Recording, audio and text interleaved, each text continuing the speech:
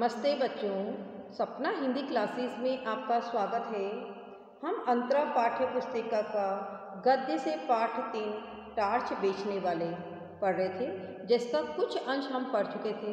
शेष अंश आज हम पढ़ेंगे और साथ ही इस पाठ के प्रश्न भी हम हल करेंगे। भाइयों और बहनों, डरो मत, जहाँ अंधकार है वहीं प्रकाश है। अब वो भव्य पुरुष प्रवचन का अंत करते हुए कहने लगे, भाइयों और बहनों, अज्ञानता की भयावह स्थिति से मत डरो, क्योंकि जहां अंधकार है वहां प्रकाश भी है। अर्थात जहां पर अज्ञानता रूपी अंधकार है तो वहां ज्ञान रूपी प्रकाश भी उसी में छिपा है। अंधकार में प्रकाश की किरण है। जैसे प्रकाश में अंधकार की किंचित कालिमा है, किंचित का अर्थ होता है थोड़ी, कालिमा है, प्रकाश भी है, तो कालिमा है तो प्रकाश भी है। तो वे कहते हैं कि अंधकार में ही प्रकाश छिपा होता है, उसी प्रकार अज्ञान में के साथ भी ज्ञान छिपा होता है। प्रकाश बाहर नहीं है, उसे अंतर में खोजो। अंतर का अर्थ होता है हृदय। अंतर में खोजो, अंतर में बुझी उस ज्योति को जगाओ। अब आगे वे संत कहते हैं कि हृदय में ही ज्ञान की ज्योति छिपी हुई है, जो बाहर से दिखाई नहीं देती है। आवश्यकता किस बात की है? आवश्यकता इस बात की है कि हृदय में छिपे उस आत्मज्ञान के प्रकाश को जगाने की है। मैं तुम सबका उस ज्योति को जगाने के लिए आह्वान करता हूँ। आगे वे संत कहते हैं कि मैं तुम सबसे उस आंतरिक ज्ञान की ज्योति को जगाने का आह्वान करता हूँ। मैं तुम्हारे भीतर वही शाश्वत, शाश्वत का अर्थ होता है जो सदैव रहे, मैं तुम्हारे भीतर वही शाश्वत ज्योति को जगाना चाहता हूँ। फिर आगे संत कहते हैं कि मैं ही तुम में वह शाश्वत आत्मज्ञान का प्रकाश भर सकता हूँ। हमारे साधना मंदिर में आकर उस ज्योति को अपने भीतर जगाओ। अब वे अपने साधना मंदिर अर्थात उनका जो आश्रम है वहां पर लोगों को बुलाना चाहते हैं और कहते हैं कि वहीं आकर तुम्हारी यह आत्म ज्योति जो है वह जग सकती है। साहब, अब तो मैं खिलखिलाकर हंस पड़ा। पास के लोगों ने मुझे धक्का देकर भगा दिया। मैं मंच के पास जाकर खड़ा हो गया। भव्य पुरुष मंच से उतरकर कार पर चढ़ रहे थे। मैंने उन्हें ध्यान से पास से देखा। उनकी दाढ़ी बड़ी हुई थी, इसलिए मैं थोड़ा झिझका, पर मेरी तो दाढ़ी नहीं थी, मैं तो उसी मौलिक रूप में था। उन्होंने मुझे पहचान लिया, बोले, अरे तुम। मैं पहचान कर बोलने ही वाला था कि उन्होंने मुझे हाथ पकड़कर कार में बिठा लिया। मैं फिर कुछ बोलने लगा तो उन्होंने कहा, बंगले तक कोई बातचीत नहीं होगी, वहीं ज्ञान चर्चा होगी। मुझे याद आ गया कि वहाँ ड्राइवर है, अर्थात गाड़ी में ड्राइवर है। बंगले पर पहुंचकर मैंने उसका ठाठ देखा। उस बंगले को देखकर मैं थोड़ा झिझका, मतलब मुझे झिझक हुई, पर तुरंत ही मैंने अपने उस दोस्त से खुलकर बातें शुरू कर दी। मैंने कहा, यार तू तो बिल्कुल बदल गया। उसने गंभीरता से कहा, परिवर्तन जीवन का अनंत क्रम है। मैंने कहा, साले फिलॉसफी मत बगाड़, यह बता कि तूने इतनी दौलत कैसे कमा ली 5 सालों में। फिलॉसफी मत बगाड़ का अर्थ है, फिलॉसफी का अर्थ होता है दर्शन शास्त्र। दर्शन शास्त्र की बड़ी बड़ी बातें मेरे सामने मत कर, मुझे तो ये बता कि तूने इतनी दौलत 5 सालों में कैसे कमा ली। तब उसके मित्र ने कहा, उसने पूछा, तुम इन सालों में क्या करते रहे? मैंने कहा, मैं तो घूम घूम कर टॉर्च बेचता रहा। सच बता, क्या तू भी टॉर्च का व्यापारी है? उसने कहा, तुझे क्या ऐसा ही लगता है? क्यों लगता है? मैंने उसे बताया कि जो बातें मैं कहता हूँ वही तू कह रहा है। मैं सीधे ढंग से कहता हूँ और तू उन्हीं बातों को रहस्यमय ढंग से कहता है। अंधेरे का डर दिखाकर लोगों को टॉर्च बेचता हूँ, तू भी अभी लोगों को अंधेरे का डर दिखा रहा था, तू भी जरूर टॉर्च बेचता है। उसने कहा, तुम मुझे नहीं जानते, मैं टॉर्च क्यों बेचूंगा? मैं साधु, दार्शनिक और संत कहलाता हूँ। मैंने कहा, तुम कुछ भी कहलाओ, बेचते तुम टॉर्च हो। तुम्हारे और मेरे प्रवचन एक जैसे हैं। चाहे कोई दार्शनिक बने, संत बने या साधु बने, अगर वह लोगों को अंधेरे का डर दिखाता है तो जरूर अपनी कंपनी का टॉर्च बेचना चाहता है। अर्थात वह कहना चाहता है कि तुम्हारा आचरण टॉर्च बेचने वाले के समान ही है।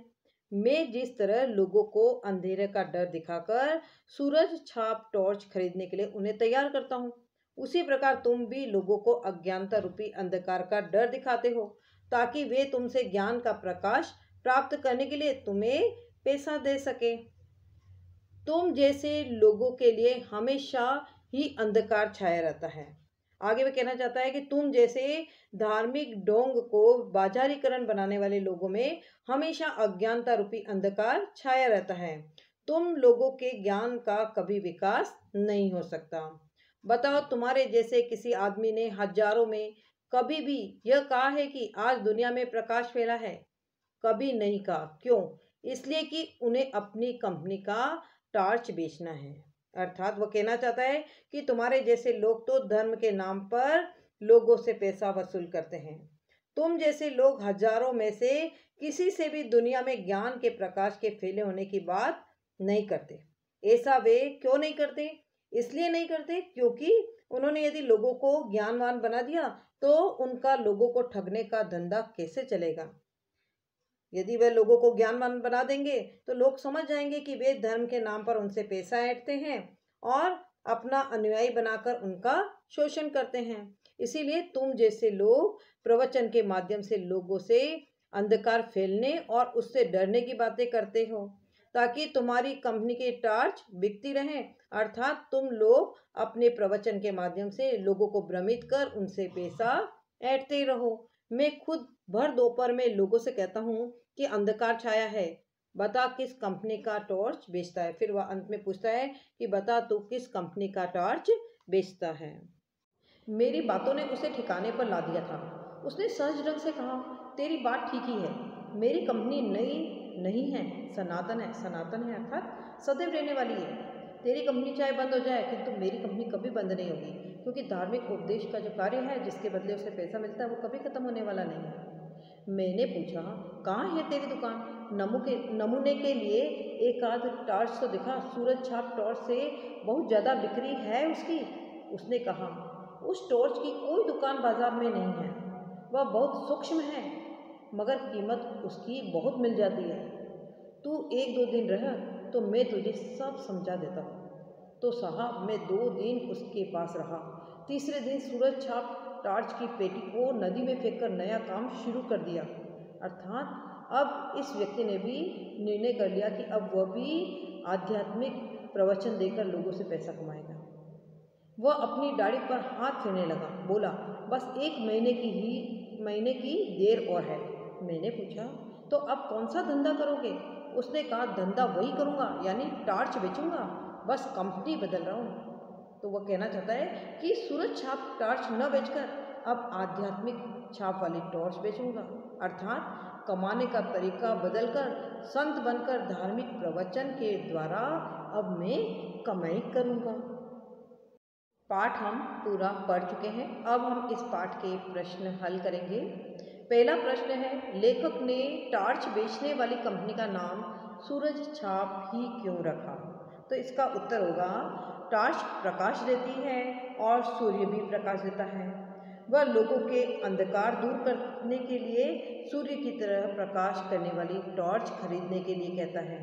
प्रकाश के आधार पर ही उसने अपनी कंपनी का नाम सूरज छाप रखा था। प्रश्न नंबर 2 है, 5 साल बाद दोनों दोस्तों की मुलाकात किन परिस्थितियों में और कहाँ होती है? इसका उत्तर होगा, 5 साल बाद दोनों दोस्तों की मुलाकात शहर के एक मैदान में होती है। मैदान में खूब रोशनी है। वहाँ एक तरफ मंच बना हुआ है। मंच खूब सजाया हुआ है। मंच पर सुंदर रेशमी वस्त्र पहने एक संत व्यक्ति बैठे हैं जो लोगों को प्रवचन दे रहे हैं, और सभी श्रद्धालु लोग जो हैं श्रद्धा भाव से उनका प्रवचन सुन रहे हैं। भव्य पुरुष जब मंच से उतरकर कार में बैठने लगता है तब उसका यह दोस्त उनके पास जा पहुंचता है। भव्य पुरुष ने उसे पहचान लिया है और उसे कार में बिठाकर अपने साथ ले गया। इस तरह दोनों दोस्तों की मुलाकात होती है। प्रश्न नंबर 3, पहला दोस्त मंच पर किस रूप में था और वह किस अंधेरे को दूर करने के लिए टॉर्च बेच रहा था? इसका उत्तर होगा, पहला दोस्त मैदान में बने मंच पर प्रवचन देने वाले एक संत के रूप में था। वह शरीर से हष्ट-पुष्ट था। उसने रेशमी वस्त्र धारण कर रखे थे। उसकी लंबी दाढ़ी थी और पीठ पर लंबे बाल लहरा रहे थे। वह गुरु गंभीर वाणी में लोगों को प्रवचन दे रहा था। पहला दोस्त प्रवचन में लोगों के अंदर के अज्ञानता रूपी अंधकार को दूर करने के लिए प्रवचन रूपी ज्ञान के प्रकाश की टॉर्च बेच रहा था। वह हृदय में शाश्वत ज्योति को जगाने की बात कह रहा था। प्रश्न नंबर 4, भव्य पुरुष ने कहा, जहाँ अंधकार है वहीं प्रकाश है, इसका क्या तात्पर्य है? देखिए, भव्य पुरुष ने कहा था कि जहाँ अंधकार होता है वहाँ प्रकाश भी है, अंधकार में ही प्रकाश छिपा होता है। उसी प्रकार अज्ञानता के साथ ज्ञान भी छिपा होता है। हृदय में ज्ञान की ज्योति छिपी होती है जो बाहर से दिखाई नहीं देती है। आवश्यकता हृदय में छिपे उस आत्मज्ञान के प्रकाश को जगाने की है। भव्य पुरुष यही कहना चाहता है।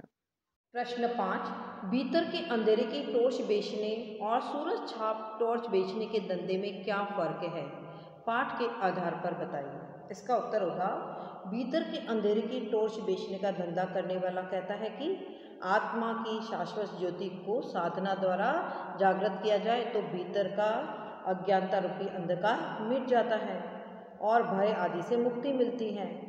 ऐसा व्यक्ति कोई स्थूल टॉर्च नहीं बेचता है, वह आध्यात्मिक ज्योति जगाने का उपदेश देता है और उसी उपदेश के बदले उसे अत्यधिक धन की प्राप्ति होती है। और सूरज छाप टॉर्च बेचने वाला बाहर फैलने वाले अंधकार और उस अंधकार से होने वाली परेशानियों का भयानक रूप लोगों के सामने प्रस्तुत करता है। वह चौराहे या सड़क पर कहीं पे भी खड़ा होकर लोगों से कहता है कि रात में घना अंधेरा है, उसमें कुछ दिखाई नहीं देता है, अंधेरे में कांटे, चींटों, सांप आदि किसी से भी शरीर को हानि हो सकती है। बाहर के अंधेरे को दूर करने के लिए वह सूरज छाप टॉर्च बेचता है और पैसा कमाता है। इस प्रकार एक आध्यात्मिक ज्ञान देने वाला संत कहलाता है तो दूसरा साधारण फेरी वाला बना रहता है। प्रश्न नंबर 6, सवाल के पांव जमीन में गहरे गड़े हैं, यह उखड़ेगा नहीं। इस कथन में मनुष्य की किस प्रवृत्ति की ओर संकेत है और क्यों? इसका उत्तर होगा, उक्त कथन में मनुष्य की इस प्रवृत्ति की ओर संकेत है कि वह पैसा प्राप्त करना चाहता है और पैसा कमाने के उपाय के बारे में खूब सोच विचार किया करता है। पैसा कैसे प्राप्त हो, यह प्रश्न सीधा सरल नहीं है। पैसा कमाने का मनुष्य का सवाल बहुत कठिन लगता है। मनुष्य इसका उत्तर खोजने में कठिनाई का अनुभव करता है। इतना अवश्य कि वह पैसा कमाने के लिए कोई न कोई धंधा अवश्य करता है। प्रश्न नंबर 7, व्यंग्य विधा में भाषा सबसे धारदार है। परसाई जी की इस रचना को आधार बनाकर इस कथन के पक्ष में अपने विचार प्रकट कीजिए। इसका उत्तर होगा, व्यंग्य विधा में कथ्य सीधे सीधे ढंग से न प्रस्तुत करके इस तरह व्यक्त किए जाते हैं कि पाठक उसे पढ़कर तिलमिला उठता है। व्यंग में सच्चाई धारदार भाषा में प्रस्तुत की जाती है।